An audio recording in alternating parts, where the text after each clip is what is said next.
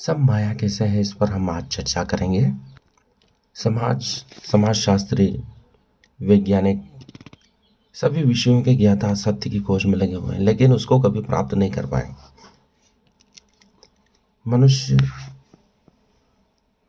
वैज्ञानिक, ऋषि मुनि हर रोज नए नियम बनाते हैं और पाते हैं कि उसमें कुछ अधूरापन है, और अंत में उनको यही घोषणा करनी पड़ती है, नेति नेति। सत्य ये भी नहीं है, वो भी नहीं है, यही सत्य का रहस्य है। इसलिए निरंतर सत्य की खोज जारी रहती है। अनंत काल से मनुष्य सत्य की खोज कर रहा, पाषाण युग से पत्थरों के औजार बनाकर आज रॉकेट चंद्रमा पर पहुंचकर सत्य की खोज कर रहा है। फिर भी उसे चैन नहीं, वो मंगल पर जाना चाहता है, अन्य ग्रहों तारों पर जाना चाहता है।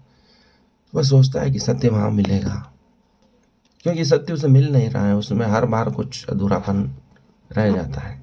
अंतिम सत्य क्या है, कोई नहीं जानता। यही सत्य की खूबसूरती है, रहस्य है। इसलिए हमारे ऋषि मुनियों ने नेति नेति कहकर सत्य की उद्घोषणा की कि सत्य यदि कोई जान लेता है तो वह सत्य वह नहीं है।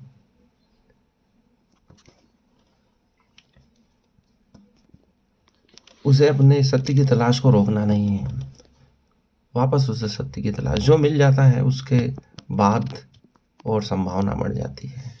जैसे एक ब्रह्मांड को प्राप्त करके दूसरे ब्रह्मांड की संभावना बढ़ जाती है, क्योंकि जो ब्रह्मांड मिल गया वो भी किसी और ब्रह्मांड में स्थित है। यदि आकाश का छोर मिल जाता है तो वह आकाश भी किसी दूसरे महाआकाश में स्थित है, इसलिए इसका कोई पार नहीं है। इसलिए ऋषियों ने अनंत की कल्पना की। यह सत्य के संबंध में ही है। सत्य शून्य से शुरू होकर अनंत की ओर अग्रसर होता है, लेकिन शून्य के पहले भी और बाद में भी अनंत की संभावनाएं बनाई गई है। हम माइनस में भी गति कर सकते हैं और प्लस में भी, दोनों तरफ शून्य आजू बाजू अनंत की ओर गति हो रही है। अर्थात सत्य को कभी प्राप्त नहीं किया जा सकता, यही इसकी सबसे बड़ी विशेषता है, लेकिन उसके आसपास पहुंचा जा सकता है। इसलिए हमारे ऋषि मुनियों ने, शंकराचार्य ने जगत को माया कहा, द्वैतवाद का सिद्धांत दिया है। एपीजे अब्दुल कलाम ने कहा कि जिन चीज़ों को हम छूते हैं वो सॉलिड नहीं है।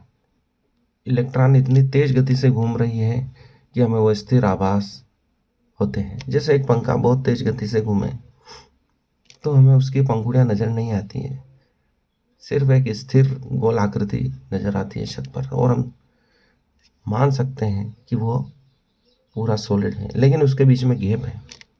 ऐसे ही हर वस्तुओं में के बीच में गैप है, रिक्त स्थान है, लेकिन इलेक्ट्रॉन इतनी तेज गति से घूम रहे हैं कि हम छूने पर हमें वह सॉलिड या ठोस वस्तु प्रतीत होती है।